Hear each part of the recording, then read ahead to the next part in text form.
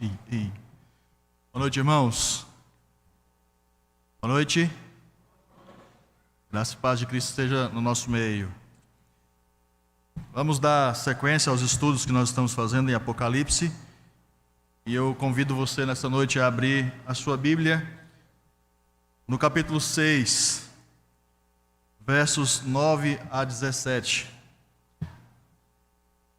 Apocalipse capítulo 6, versos 9 a 17.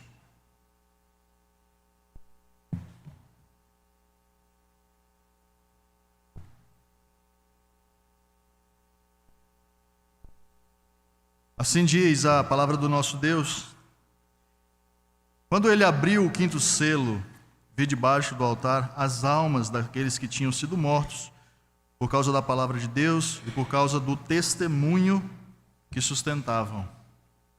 Clamaram em grande voz, dizendo: até quando, ó soberano Senhor, santo e verdadeiro, não julgas, nem vingas o nosso sangue dos que habitam sobre a terra? Então a cada um deles foi dada uma vestidura branca, e lhes disseram que repousassem ainda por um pouco tempo, até que também se completasse o número dos seus conservos e seus irmãos que iam ser mortos, como igualmente eles foram. Vi quando o Cordeiro abriu o sexto selo, e sobreveio grande terremoto. O sol se tornou negro como saco de crina, a lua toda como sangue. As estrelas do céu caíram pela terra, como a figueira, quando abalada por vento forte, deixa cair os seus figos verdes. E o céu recolheu-se como um pergaminho, quando se enrola. Então, todos os montes e ilhas foram movidos do seu lugar. Os reis da terra, os grandes, os comandantes, os ricos, os poderosos, e todo escravo e todo livre, se esconderam nas cavernas e nos penhascos dos montes, e disseram aos montes e aos rochedos: cai sobre nós, e escondei-nos da face daquele que se assenta do trono e da ira do Cordeiro, porque chegou o grande dia da ira deles.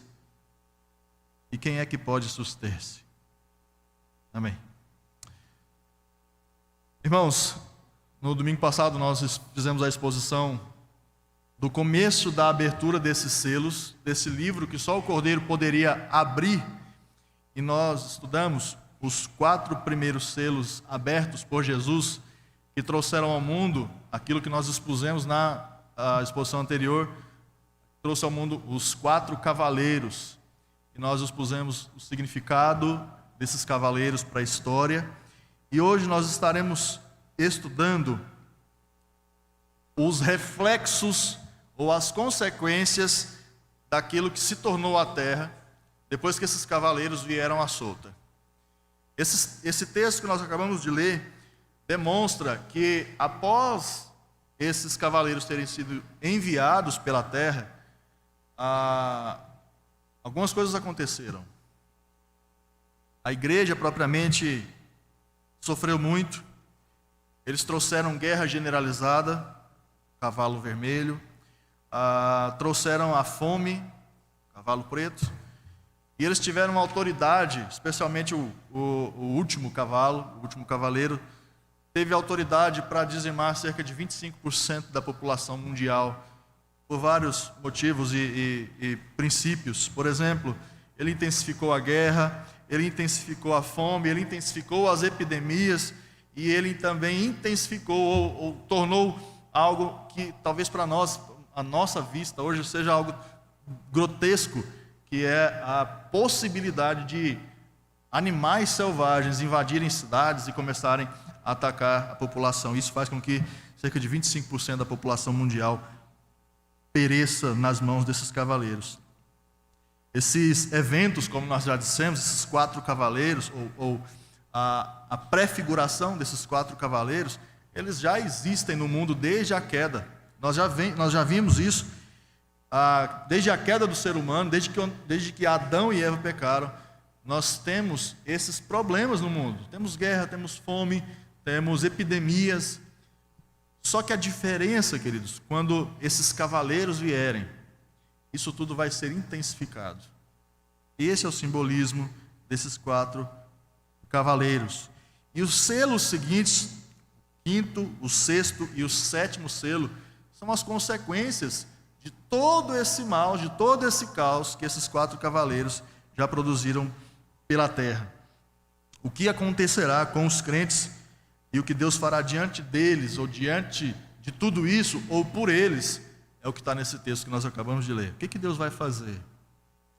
Qual é a reação de Deus em vista do sofrimento do seu povo? Como nós vimos, a igreja, especialmente a igreja fiel ao Senhor Jesus, vai padecer, vai sofrer demais. E o 5º e o 6º selo é a demonstração daquilo que o Senhor fará. Então, já na exposição dessa passagem, o versículo 9, irmãos, nos informa a situação dos crentes que foram martirizados. Não apenas os crentes que foram martirizados nessa época de guerra, de pandemia, onde tudo isso vai se intensificar, mas todos os crentes que de alguma maneira foram perseguidos durante toda a história, foram mortos por conta da sua fé. Qual é a situação desses irmãos nesse momento? Inclusive, qual é a situação desses irmãos nesse exato momento? Eles estão nos céus, nós sabemos disso porque o texto nos informa, mas o que eles estão fazendo? É isso que o texto nos mostra. O texto nos fala que eles foram mortos por causa da palavra e do testemunho. Em resumo, irmãos, esses crentes, esses irmãos, esses conservos nossos, foram mortos porque eles pregaram.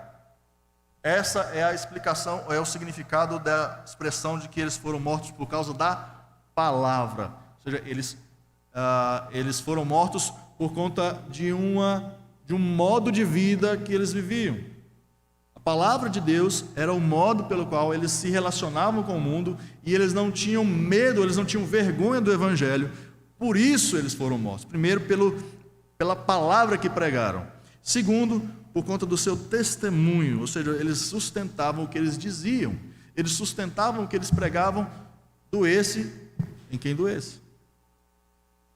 Então, queridos, ao invés, a mensagem que o mundo, esses irmãos foram mortos porque eles pregaram a mensagem que o mundo odeia. E qual é a mensagem que o mundo odeia, que o mundo, o sistema mundano não quer ouvir? É o Evangelho. Então, ao invés deles dizerem, tudo bem, sigam em frente com as suas vidas, seja o que você quiser, faça da sua vida o que você quiser, eles disseram, assim como João Batista, arrependam-se, pois é chegado o reino de Deus. Ao invés deles fazerem parte do sistema, já que todo mundo faz parte, já que todo mundo faz, já que isso é um caos generalizado, já que todo mundo é corrupto mesmo, ou você também, ao invés deles serem assim, eles foram sal e luz no mundo. É por isso que eles foram mortos, irmãos. É por isso que o povo de Deus, é por isso que os crentes hoje, inclusive, em diversos países do mundo inteiro, são perseguidos, porque eles ousam ser diferentes, porque eles ousam sustentar uma mensagem que confronta o mundo, e o mundo não gosta de ser confrontado. A palavra de Deus diz que o mundo jaz no maligno. Se o mundo jaz no maligno, quer dizer que ele está morto nas obras do maligno. E toda mensagem que é contrária ao maligno, ao pai das trevas, o próprio mundo se afasta disso. E mais do que isso, eles declaram guerra contra o Cordeiro. A prova disso é que nós temos, no início do livro do Apocalipse, as cartas para as 7 igrejas. Ali o Senhor Jesus está enviando as cartas para essas igrejas, fortalecendo essas igrejas para que eles continuem firmes, apesar dos ataques que eles estão sofrendo constantemente. E essa é uma mensagem que nós também precisamos nos atentar, porque de uma forma ou de outra, nós também sofremos algum tipo de perseguição, seja em menor quantidade ou maior. Você e eu, se nós quisermos viver de forma piedosa, de forma fiel ao Senhor, o tempo todo nós seremos perseguidos em algum nível na nossa vida. E esses irmãos levaram a sua fé às últimas consequências. Aqueles irmãos que foram mortos, por exemplo, lá no Coliseu, na época do Império Romano, dilacerados por feras selvagens, gladiadores os despedaçando com as suas espadas, aqueles irmãos, o sangue daqueles irmãos não será e não foi derramado em vão. O sustento que eles fizeram da sua fé vai ser honrado pelo Senhor. Então esses irmãos, queridos, pregaram a verdade e sustentaram o seu testemunho, mesmo tendo custado suas vidas. É por isso que a igreja é perseguida. É por isso que o mundo odeia a igreja. Se nós quisermos ser de fato fiéis ao Senhor, nós seremos perseguidos.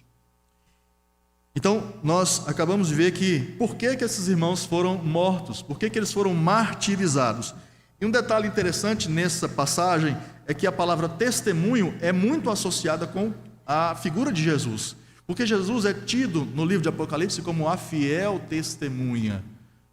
E testemunha, quando nós traduzimos isso, ou quando nós observamos a palavra grega original para descrever esse grupo de irmãos, é a palavra mártir.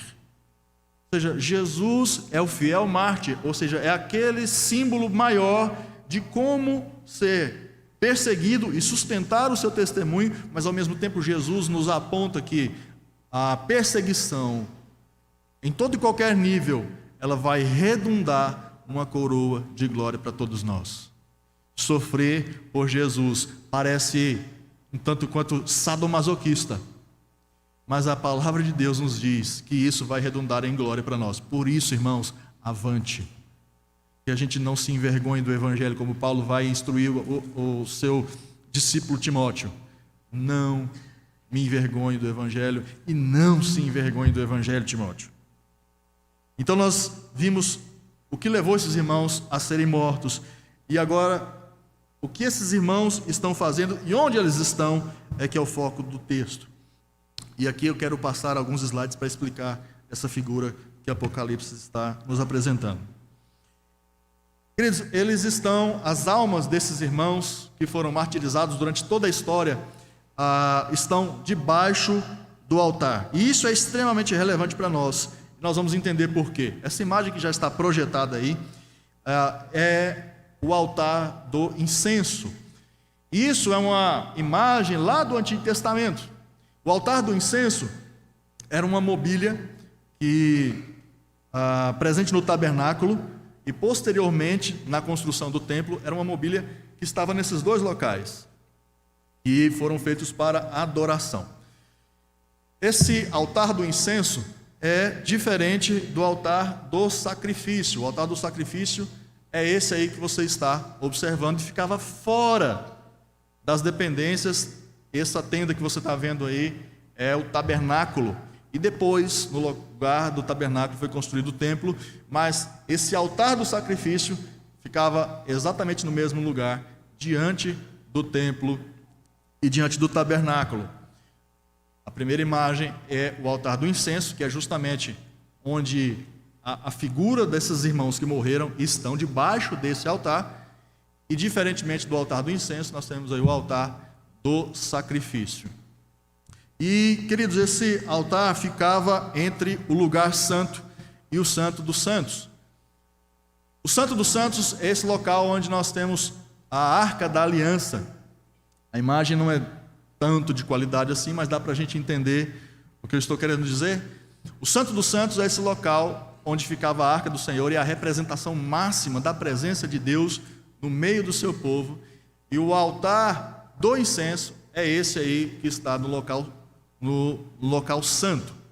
E do lado desse altar do incenso ficava aí o candelabro ou a menorá, que é o símbolo do Espírito Santo, e de frente ao candelabro ficava a mesa dos pães da proposição. Essa é uma figura do Velho Testamento, irmãos. Só lembrando um detalhe, que quando Deus ordena a construção tanto do tabernáculo quanto do templo, Ele está querendo passar para nós e para o seu povo judeu as realidades celestiais. A figura do tabernáculo e a figura do templo são como Deus descrevendo como é o céu, tendo a presença de Deus no mais interior sagrado local, o Espírito Santo diante da sua presença, o altar do incenso simbolizando as orações dos santos e algo que é agradável para o Senhor, os pães da proposição significando o seu povo, as 12 tribos de Israel diante de Deus constantemente, e lá fora o altar do sacrifício simbolizando Jesus Cristo no meio do seu povo, redimindo, tirando o pecado do seu povo através do sacrifício. Tudo isso, irmãos, é para exemplificar para você a importância dessa visão que João teve. Por que as almas estão debaixo desse altar do incenso? Como nós já dissemos, esse altar do incenso, ele era utilizado para queimar o incenso. E 2 vezes por dia os sacerdotes iam até esse local e acendiam os queimadores com um incenso feito com uma fórmula específica. Era uma fórmula específica para esse altar. E essa fórmula era proibida, inclusive, de ser reproduzida para outros fins. Então, aqueles que eram responsáveis por criar ou de fazer essa fórmula para o incenso do templo, eles eram proibidos de pegar um pouquinho para levar para sua casa, para se perfumar ou perfumar a sua casa. Olha o quanto isso era rigoroso. Deus não aceitava que esse incenso fosse queimado fora dali. Era exclusivo para aquele lugar.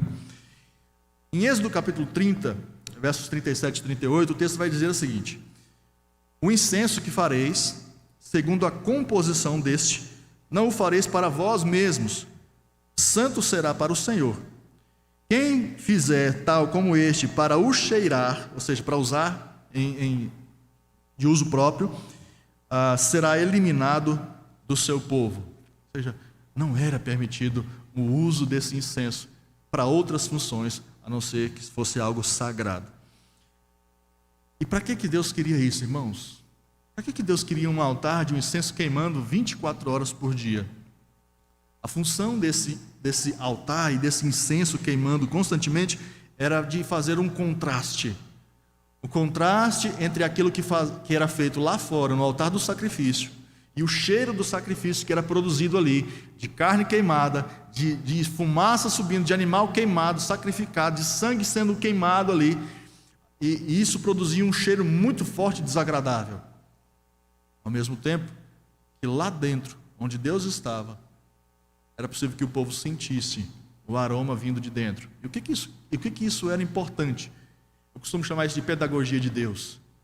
Era Deus ensinando o seu povo que, ok, lá fora é cheiro de morte, mas de onde eu estou aqui dentro produz cheiro de vida. E Paulo vai contrastar isso lá no Novo Testamento, que nós somos cheiro de morte para os que estão se perdendo, para os que estão mortos, mas nós somos o aroma, o bom perfume de Cristo. Isso que ele está dizendo, que está contrastando entre o cheiro de morte do mundo e o cheiro de vida que vem de onde Deus está. E é tão interessante porque que Deus utiliza essa figura do Antigo Testamento para aplicar aos irmãos, nossos irmãos que foram mortos e estão debaixo desse altar. Aplicando então a esses crentes que sofreram, morreram por sua fé, eles se sacrificaram a Deus. E esse ato não foi ignorado pelo Senhor, mas foram tidos por Ele como um incenso agradável. Perceba que Deus está comparando a disposição do seu povo em morrer pela sua fé como um aroma agradável. Deus está mostrando que o sacrifício que o seu povo faz em nome da sua fé não é ignorado por Ele, não é tido por algo pequeno, mas é a morte dos seus santos, sobe para o Senhor como um aroma agradável, sobe para o Senhor como algo que não foi em vão. E eles estão debaixo desse altar para demonstrar que eles estão sob a tutela de Deus. E aqui já fica uma aplicação para a nossa vida. Não tenha medo, querido, de sofrer pelo nome de Jesus, não. Não adote para você a política do politicamente correto, a postura do politicamente correto, de não pregar o Evangelho, não falar da boa nova, pura e simplesmente para manter as relações sociais. Esses irmãos perderam as suas vidas porque eles tiveram coragem de levar adiante a sua fé até as últimas consequências, e eles foram até o Senhor como um incenso agradável a Ele. Essa ideia de martírio associado com algo aromático ao Senhor já é conhecida. Por exemplo, o que Paulo diz em 2 Timóteo capítulo 4, versos 6 e 8 é o seguinte: Paulo está descrevendo a sua futura morte, a sua iminente morte. Ele diz assim para Timóteo: quanto a mim, estou sendo já oferecido por libação. Libação era o final de uma cerimônia de sacrifício. E Paulo está comparando a sua vida, o seu sacrifício, a morte por conta da fé, a esse momento final, onde uma oferta de libação era derramada sobre o altar, onde os animais foram sacrificados. E essa libação tinha a função de ser aromática ao Senhor. E Paulo vai continuar dizendo: e o tempo da minha partida é chegado. Combati o bom combate, completei a carreira, guardei a fé. Já agora a coroa da justiça me está guardada, a qual o Senhor, o reto juiz, me dará naquele dia. E não somente a mim, mas também a todos quantos amam a sua vinda. Então Deus está falando a respeito dessa disposição da sua igreja, de ser uma igreja sofredora nesse mundo, mas uma igreja que tem várias promessas de glórias futuras. E nós precisamos ter essa disposição de sustentar a nossa fé, mesmo que para isso nós tenhamos a nossa vida em risco, mesmo que para isso nós tenhamos o nosso emprego em risco, mesmo que para isso nós tenhamos os nossos diplomas nas nossas universidades correndo o risco de não serem entregues para nós. Sustente a sua fé. Sustente a sua fé. Versículo 10 nos informa então o que as almas desses crentes fazem. Eles foram mortos por causa do testemunho, eles estão debaixo do altar do incenso, simbolizando essa morte aromática para o Senhor, e essas almas estão clamando. Versículo 10 diz que eles estão clamando em grande voz, ou seja, eles estão gritando nesse momento. E eles fazem isso, esse clamor desses irmãos é um clamor por justiça. E quando eles clamam por justiça, e nós, quantas vezes nós não fazemos isso, irmãos, diante de uma injustiça cometida, diante desse mundo corrompido que nós vivemos, quantos de nós não faz a mesma coisa que esses irmãos estão fazendo? Nós não estamos clamando por justiça. O próprio Jesus vai dizer isso: bem-aventurado aqueles que têm sede de justiça, porque eles são fartos, não, porque eles serão saciados. E esses irmãos estão clamando por justiça, e eles evocam os atributos de um juiz que realmente lhes fará justiça. Eles não estão clamando pela justiça do homem, eles não estão esperando que a justiça venha plenamente da humanidade, mas eles estão depositando toda a sua confiança no Senhor, porque é o Senhor que eles evocam nesse momento, porque eles dizem: até quando? E essa pergunta é extremamente importante. É a pergunta de um povo que está farto de tanta injustiça, de tanta maldade, de tanta perseguição. E é uma pergunta que inclusive está recheando o Antigo Testamento, especialmente os Salmos, quando os salmistas olham para o ímpio e dizem: Senhor, até quando eles vão perseguir o seu povo? É uma pergunta que acompanha o povo de Deus nessa caminhada por esse mundo caído. Até quando, Senhor, o Senhor vai permitir essas coisas? E eles então invocam os atributos de um reto juiz. Até quando, ó, soberano Senhor, ou seja, o Senhor é quem vai trazer plenamente a justiça. Até quando, santo e verdadeiro? Eles estão clamando para que o Senhor olhe para si mesmo, para que Deus, por meio dos seus atributos, santidade, justiça, soberania, o Senhor, através desses atributos, esteja fazendo justiça ao que eles estão esperando há muito tempo. Eles clamam justiça contra os seus perseguidores, fazendo uma espécie de oração imprecatória. É como se eles dissessem: Senhor, o Senhor é santo, o Senhor é verdadeiro, o Senhor é justo, o Senhor está vendo essas coisas. Quando é que o Senhor vai aplicar a sua justiça contra esses que nos perseguiram e nos mataram? Talvez você tenha visto, já usei esse exemplo algumas vezes, mas talvez você tenha visto ou tomado conhecimento da morte dos cristãos nas mãos do Estado Islâmico, alguns anos atrás, onde os cristãos eram degolados e os vídeos enviados por toda a internet. Alguns tiveram acesso ao próprio vídeo para ver o que os irmãos estavam sofrendo ali naquele lugar. Mas o que isso produziu no seu coração? O que produz no seu coração quando você sabe que tem cristãos sendo perseguidos mundo afora? O que se passa no seu coração quando você fica sabendo que muçulmanos, quando são convertidos, a própria família os enxota de suas casas e eles precisam recorrer a movimentos cristãos que são, muitas vezes, subterrâneos. Perdem suas famílias, as famílias não querem mais saber. Qual é o sentimento que passa no nosso coração? Às vezes a gente pode se perguntar, até quando, Senhor, isso vai acontecer? Esse dilema de manter a nossa esperança no Senhor, mas ao mesmo tempo estar clamando por justiça, é um paradoxo que a gente vive constantemente.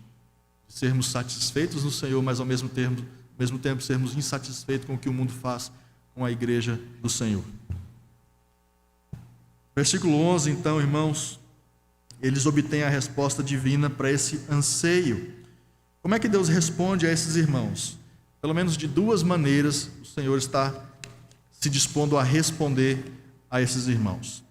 Em primeiro lugar, o Senhor responde a esses irmãos que estão clamando por justiça. Ele dá a cada um desses uma vestidura branca, indicando que eles já estão vitoriosos e declarados justos. É isso que as vestes brancas utilizadas pelo próprio Senhor Jesus em textos anteriores, e a igreja vai também ser vestida de branco. Isso para demonstrar que, apesar de não satisfeitos completamente, não saciados completamente com a justiça de Deus, eles já estão seguros. Eles já estão declarados justos e vitoriosos. É isso que as vestiduras brancas significam aqui nesse contexto. O Senhor já os declara dessa maneira. É aquilo que nós chamamos de igreja triunfante. É a igreja que já venceu as batalhas desse mundo e hoje está triunfando com o Senhor nos céus, mesmo que ainda aguardando a ressurreição dos seus corpos. A segunda resposta que Deus dá, em outra vertente que o Senhor vai dar para esses irmãos, é que eles são incentivados a terem mais paciência. Isso porque ainda havia mais cristãos para sofrerem perseguição e morte, mas eles não seriam esquecidos. O Senhor vai mostrar para esses irmãos que já estão nos céus, já estão triunfantes, e eles precisam aguardar um pouco mais. E essa sede que o ser humano, que o crente, que o cristão tem por justiça, e que faz muitas vezes com que a gente queira fazer justiça com as próprias mãos, esse sentimento, ele é um pouco mais abafado pelo Senhor. E eles recebem uma resposta que talvez não seja a resposta que eles esperassem ou que eles quisessem. Porque quem clama por justiça tem pressa. Mas o nosso tempo não é o tempo de Deus. A justiça do homem não produz justiça plena, só a do Senhor. E esses irmãos são incentivados a esperarem um pouco mais, para que eles repousassem um pouco mais. E o sentido da palavra repousar aqui é descansem, aguardem que o Senhor ainda tem coisas para fazer antes de trazer o juízo final. Chegamos então, queridos, ao momento em que Deus, de fato, executa o juízo final sobre o mundo incrédulo. Versos 12 a 17. E antes de nós partirmos para a explicação desses versículos 12 a 17, preciso que os irmãos entendam que esse é um bloco que já antecipa a visão do juízo final. Embora nós estejamos no início do livro, ainda é o capítulo 6, o Senhor está vislumbrando, ou dando vislumbre para João, do juízo final. Isso nos mostra, queridos, que a revelação do livro do Apocalipse não tem compromisso com a sequência cronológica dos fatos. Ou seja, primeiro acontece isso, depois aquilo, e o livro é como se fosse linear. O livro não é linear. O livro está mais comprometido com os fatos do que com a cronologia deles.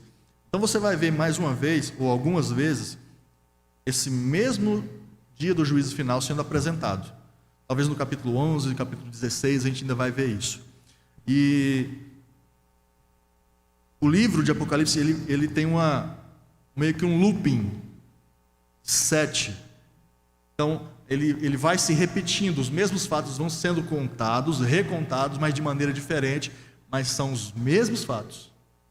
São os mesmos fatos retratados de maneira a ser uma espiral contado várias vezes. Versículo 12 ao 14, queridos, Deus inicia o juízo com sinais na criação.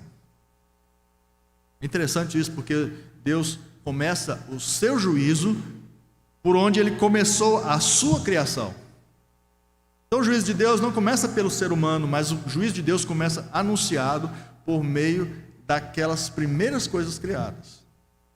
Então, as orações dos crentes, suplicando por justiça, começam a ser atendida na prática. E o juízo final começa. Eles clamaram, até quando? E o Senhor, agora Deus está, de fato, mostrando o que Ele vai fazer. Se até o versículo 11, Deus está falando, espera, não é chegado o tempo, ainda tem coisa para acontecer. Nesse exato momento, o Senhor vai mostrar que o juízo de Deus, o juízo final, tem início. Então, queridos, o juízo de Deus, diferentemente daquilo que às vezes a gente crê, o juízo final de Deus, ele não vai começar quando o último eleito se converte. Às vezes a gente pensa dessa forma, né? Quando é que Jesus vai voltar? Quando o último eleito for convertido na última nação que o evangelho chegar, e o último eleito se converter, aí Cristo volta. Às vezes a gente pensa isso. Ou quando a última nação ouvir o evangelho, porque Jesus vai dizer isso, né? O evangelho vai ser pregado até os confins do mundo e tal. E a gente acha que é só pregar o evangelho na última nação e aí Jesus volta. Se fosse assim, a gente fizesse um esforço missionário, enviasse uma pessoa para cada nação do mundo, a gente poderia antecipar a vinda de Jesus, né? Mas não é assim, queridos. Quando é que o juízo final vai começar? Quando o último crente, destinado a ser um mártir, passar pela morte. É interessante demais isso, porque quando o último crente for martirizado, aí sim Jesus volta. E aqueles que infringirem tal martírio contra esse crente, eles vão estar pensando que a vitória é deles, porque eles estão silenciando mais uma voz do evangelho. Mas quando esse último crente passar pela morte, o Senhor Jesus voltará. E o juízo final terá início. Nesse momento, queridos, toda e qualquer perseguição aos cristãos acaba. Todo e qualquer martírio da igreja vai acabar. E agora, aquele cordeiro que foi morto, aquele cordeiro que no Antigo Testamento era mais um símbolo de um animal indefeso, um animal que era levado pura e simplesmente para morrer, esse cordeiro agora que é Jesus, ele inicia uma caçada aos perseguidores da igreja. Por que eu estou utilizando essa expressão, uma caçada? Porque os irmãos perceberam que os inimigos da igreja e do povo de Deus, quando eles percebem o que está acontecendo, o que eles fazem? Eles fogem. E o Cordeiro de Deus inicia então essa caçada a esses inimigos da igreja. Essa passagem, como nós já dissemos, apesar de estar no começo do livro, já é a descrição do juízo final. Ela vai aparecer, como nós já dissemos, em alguns textos na frente. Deus inicia o seu juízo pela criação. E nesses versículos 12 a 14, o Senhor abala justamente aquilo que antes trazia segurança aos seus habitantes, aos habitantes da terra. Quando o Cordeiro abrir o sexto selo, irmãos, haverá um terremoto como jamais visto. Talvez todos nós aqui tenham acompanhado o que aconteceu na Turquia e na Síria. Você chegou a ver, por exemplo, imagens aéreas do território da Turquia? Como é que ficou? Crateras foram abertas, territórios foram separados por conta desse terremoto. Esse terremoto da Turquia não chega aos pés do terremoto que vai acontecer quando o Senhor Jesus abrir o sexto selo. Começa por aí. Além disso, o sol vai deixar de brilhar e a lua se tornará vermelha como sangue. Aqui não é pura e simplesmente um eclipse, como todos nós aqui talvez já tenha visto. Aqui, o sol não vai escurecer porque a lua vai entrar na sua frente. O sol vai perder o seu brilho. O sol vai deixar de brilhar. E a lua também vai deixar de dar a sua luz para a noite, porque ela vai se tornar vermelha como sangue. Depois disso, depois desse terremoto, depois do sol parar de brilhar, da lua deixar de brilhar, uma chuva de meteoros como nunca visto antes também vai acontecer. Talvez só o Egito tenha visto algo do tipo. Talvez só o Egito tenha passado por uma chuva de meteoros como essa, como vai acontecer. E talvez essa linguagem seja a mais enigmática de todas, porque o texto diz que o céu será recolhido como um pergaminho. Como é que isso vai acontecer? Nós não temos nem noção do que isso é. Terremoto a gente já sabe o que é. A figura de um eclipse escurecendo o sol nós também já vimos. A chuva de meteoros também, pode ser que a gente já tenha vislumbrado algo parecido, mas como é que o céu vai ser recolhido como um pergaminho, irmãos? Não tem como a gente explicar um negócio desse. E finalmente, depois de tudo isso acontecer, os montes e as ilhas serão tão abalados que eles mudarão de lugar. Eu estava dando uma aula hoje para a classe dos jovens, e eu usei isso como um exemplo. Esse cataclisma será tão grande que pode ser que a ilha do Havaí venha parar aqui no litoral brasileiro. E aí teve uma brincadeira, ó, que bom, né? O Havaí vai estar aqui pertinho. Para nós talvez sim, mas e para os moradores de lá? É terror, irmãos. Não é para causar melhora no turismo, não. Isso aqui é terror. O Senhor está mostrando para nós que até aquilo que é inabalável será abalado. Isso é grave, isso é sério. O Senhor está mostrando que as ilhas serão movidas dos seus lugares e a gente não sabe onde é que elas vão parar. Tamanho vai ser o caos que o juízo final vai trazer sobre o mundo.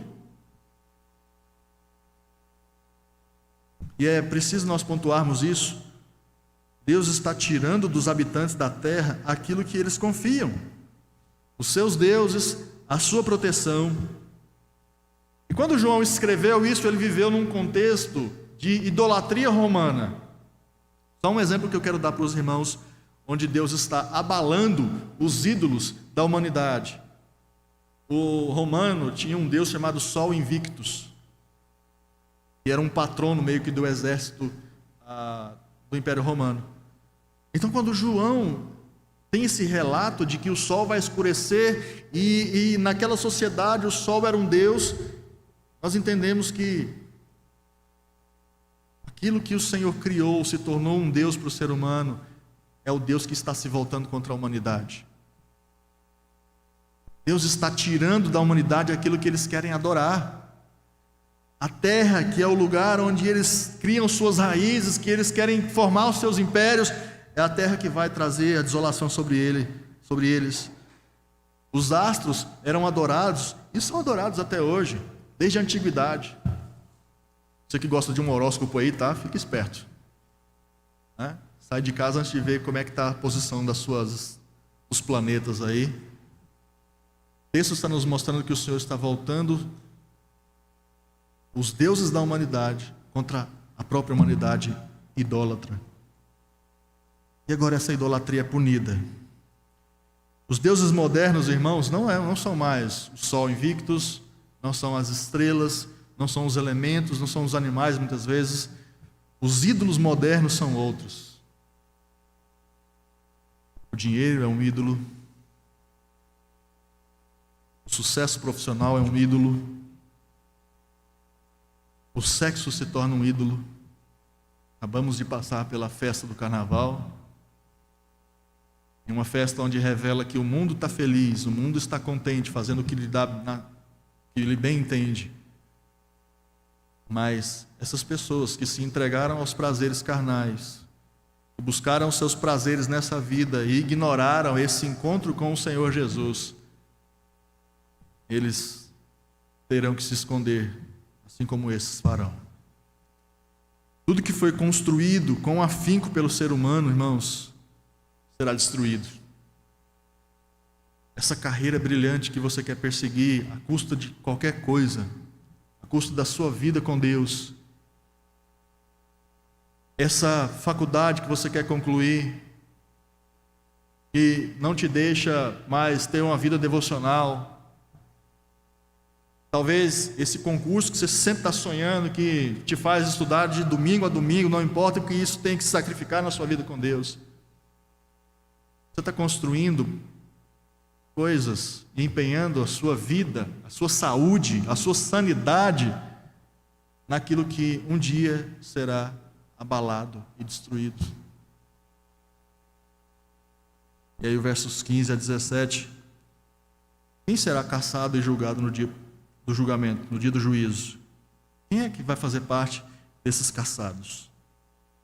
A totalidade da humanidade que não se prostrou diante do Cordeiro, a começar, aqui nós temos classes de pessoas que serão caçadas pelo Cordeiro. Vai começar pelos supremos governantes. É isso que o texto do versículo 15 vai dizer: os reis da terra. Quem são os reis da terra? Hoje não é tão comum nós vermos esse tipo de governo, a monarquia. Mas traduzindo isso para as nossas realidades, os presidentes, os ditadores, o juízo final vai começar pelos grandes da terra. Não importa o quão poderosos eles foram, não importa as artimanhas que eles usaram para chegar até onde eles estão, não importa o quanto eles pareçam ser fortes nessa terra, eles estarão sendo caçados por esse cordeiro que eles perseguiram. E depois, os demais que governam em escalões mais baixos. O texto diz que os reis da terra, os grandes, aqui nós entendemos que são os escalões mais baixos dos poderosos dessa terra, talvez os governadores, os ministros. Depois, os poderosos comandantes militares, chefes de exército, serão caçados pelo Cordeiro por aquilo que fizeram contra a igreja. Depois, os ricos, os milionários, aqueles que depositaram a sua confiança nas riquezas dessa vida, que empenharam o seu coração em buscar as riquezas dessa vida. E para que a gente não ache que o evangelho é enviesado de ir contra aqueles que são poderosos, os capitalistas, né? O texto vai nos dizer que os das classes mais baixas também serão caçados pelo Cordeiro. Porque o texto vai dizer: todo escravo e todo livre. O que esse texto quer dizer, irmãos? Não interessa a sua classe social, não interessa se você é o presidente da república, se você tem um cargo mais inferior da nação, se você é um escravo nessa vida, se você é o rei mais poderoso que já existiu, não interessa para o Senhor Jesus o que você construiu nessa vida. Você não vai poder no dia do juízo final dizer para Jesus: olha, eu fui grande nessa vida. Ou usar o argumento inverso: eu fui pobre, eu não tive nada nessa vida. Não, Isso não interessa para Jesus no dia do juízo. Não interessa a sua cor de pele, não interessa a sua nacionalidade, não interessa se você é homem ou mulher. O que importa nesse dia é se você está em Cristo Jesus. Eu costumo dizer que no dia do juízo final não interessa se você disser para Jesus: Jesus, eu te conheço. O que vai importar no dia do juízo é se o próprio Senhor Jesus disser para você: eu te conheço. Porque se Jesus disser: eu não te conheço, não há argumento que o faça mudar. Aí o versículo 17, no final dele, esse grupo que agora nessa vida, nesse mundo, tem o poder de perseguir a igreja, de fazer o que querem com a igreja, esse grupo esboça uma última tentativa de salvação por sua própria força. Eles se escondem em cavernas e penhascos. Está percebendo, queridos, que mesmo diante de uma calamidade, mesmo diante do juízo final, essas pessoas, ao invés de se curvarem diante do Cordeiro, eles tentam salvar-se a si mesmos? Eles buscam salvação naquilo que eles acham que vão salvá-los.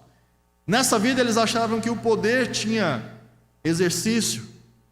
Nessa vida eles acharam que a riqueza era o grande influenciador de suas vidas. E no encontro com o Senhor Jesus, eles acham que as rochas, os penhascos, vão salvá-los da ira do Cordeiro. E é interessante o que eles querem. Eles desejam para si a morte, ao terem que enfrentar a ira daquele a quem perseguiram. Porque eles disseram aos montes e aos rochedos: cai sobre nós e escondei-nos da face daquele que se assenta no trono e da ira do Cordeiro. Eles vão pedir a morte e não vão encontrar a morte antes de serem julgados. Por isso que não precisa a gente ficar tentando fazer justiça com as próprias mãos. Não precisa da gente assumir posturas políticas que são muitas vezes violentas para derrubar governo, para forçar golpes militares. Não precisa disso. O Cordeiro está no trono. O Cordeiro vai resolver tudo isso. Então, o texto termina com uma palavra de desespero. Quem pode suster-se? Verso 17. Porque chegou o grande dia da ira deles, e quem pode suster-se? Triste final de vida. De uma vida que não se preocupou com um encontro com Jesus. Desses que foram poderosos nessa vida, agora estão se perguntando: quem é que pode salvar a gente de Jesus Cristo? E então, depois de tudo isso, eu quero concluir o texto dizendo: quero fazer 3 conclusões. Agora, nesse momento, irmãos, nós precisamos nos atentar ao que o texto nos ensinou. O que esse texto ensinou a mim e precisa ensinar para você? Em primeiro lugar, professar a fé em Jesus é estar disposto a sofrer por Ele em algum nível de intensidade. Se nós não temos sofrido nenhum tipo de perseguição por conta do nome de Jesus, um tipo de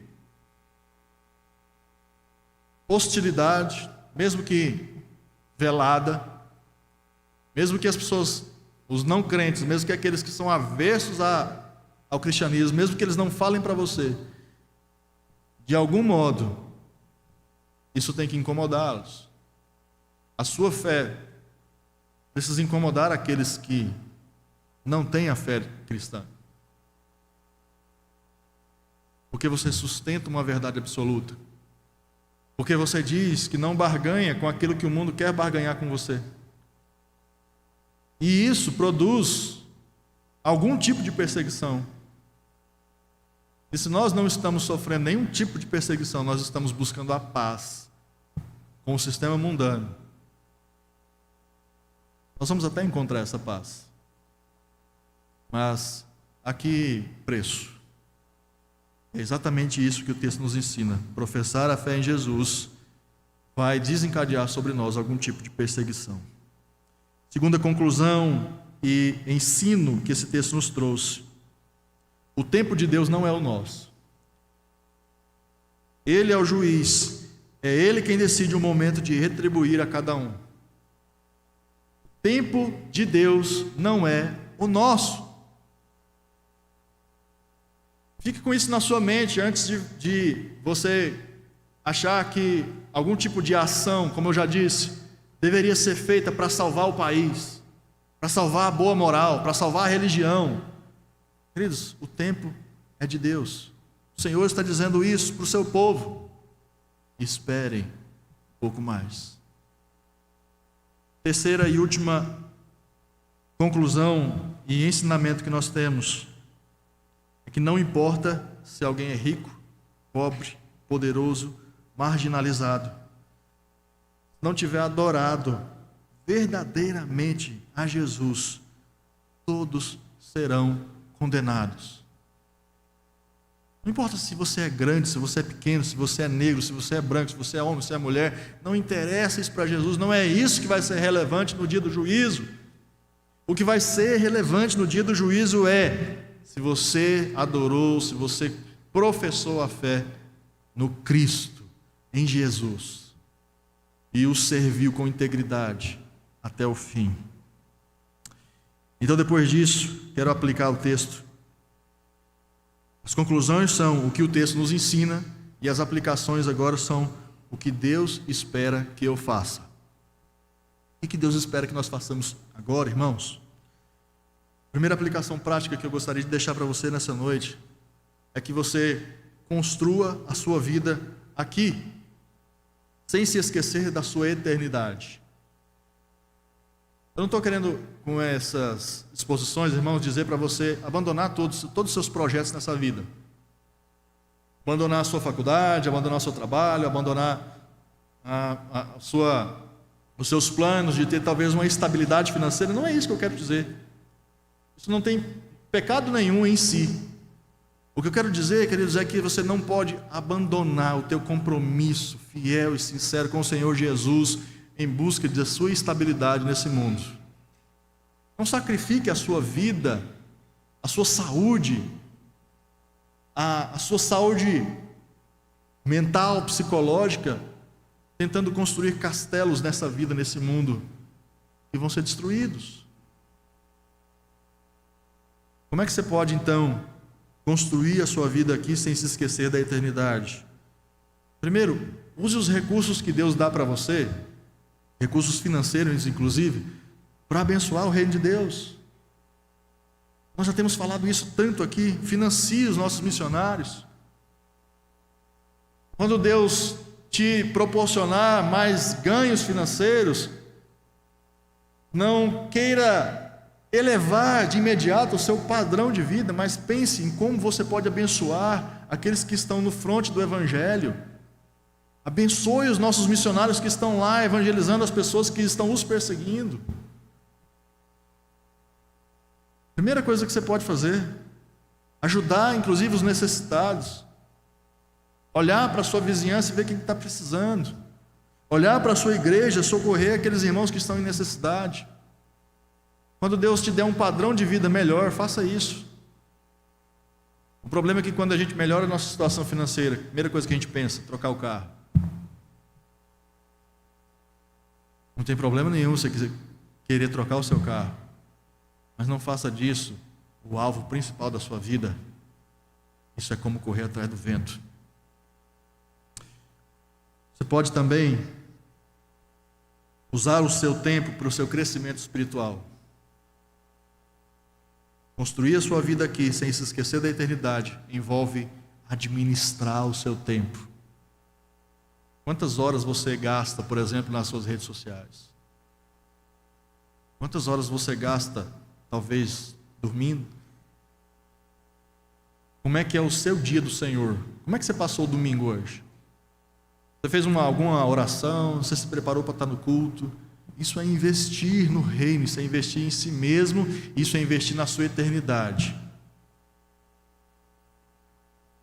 Segunda aplicação prática que eu quero fazer nessa noite: não tenha medo de sofrer por Jesus. Não tenha medo, não. Não tenha medo de sustentar a sua fé. Doa em quem doer, custe o que custar. Sustentar a fé é você ter a coragem, da maneira correta, de explicitar o Evangelho e deixar que o Espírito Santo faça o resto. Não tenha medo de sofrer. Crie pontes para o Evangelho. Tente olhar para a sua vizinhança e criar pontes com eles. Faça como Paulo. Paulo certa vez orou pedindo ao Senhor que abrisse portas para o evangelismo. Se Paulo, que era o grande evangelista, orou pedindo para que Deus abrisse portas para ele, por que a gente não pode orar? Faça desse pedido a sua oração, irmãos. Crie pontes para o evangelho. Terceira atitude prática que você pode ter: tenha paciência no sofrimento. Se você tem uma vida piedosa, se você está tentando levar uma vida fiel ao Senhor, e isso está trazendo para você sofrimento, perseguição, as pessoas não querem mais sentar perto de você, na sua empresa você é o chato, tenha paciência. Se você estiver sofrendo, o teu galardão no céu certamente estará aumentando. Se sofremos por Cristo, temos assegurados por Deus que Deus irá saciar a nossa sede de justiça. E em quarto e último lugar, para encerrar essa mensagem, não adiantará se esconder da ira do Cordeiro. Não vai adiantar você viver a sua vida como você quer viver nessa vida, nesse mundo. Não vai adiantar você achar que o acúmulo de riqueza, de poder nessa vida vai te livrar das mãos do Cordeiro. Não vai. E o que eu quero dizer para você, que ainda não serve ao Cordeiro Jesus, você que ainda não tem um compromisso sério com Ele, o Senhor está conclamando você nessa noite para que você se arrependa dos seus pecados, para que você seja salvo, para que você não esteja entre essas pessoas que estarão se escondendo nas rochas, pedindo a morte, ao invés de terem que comparecer diante do Cordeiro para serem julgados. Irmãos, o dia da decisão é hoje. O Senhor Jesus está dando para você a oportunidade de ouvir o Evangelho, de mostrar para você as consequências da desobediência a esse Evangelho, e as consequências disso são eternas.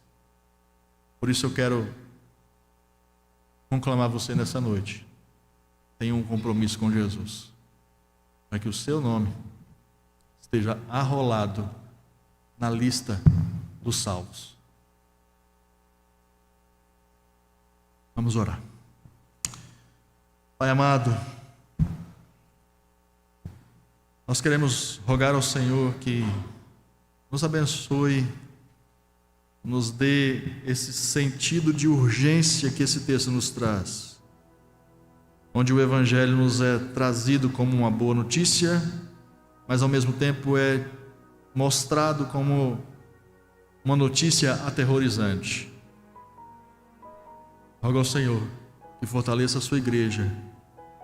Rogo ao Senhor que converta os corações, para que não compareçam diante da sua presença para serem julgados e punidos, mas que compareçam à sua presença para serem declarados justos, receberem as vestiduras brancas, para serem então convidados a viver pela eternidade na Nova Jerusalém com o Senhor Jesus. É assim que nós oramos e agradecemos em nome dele. Amém.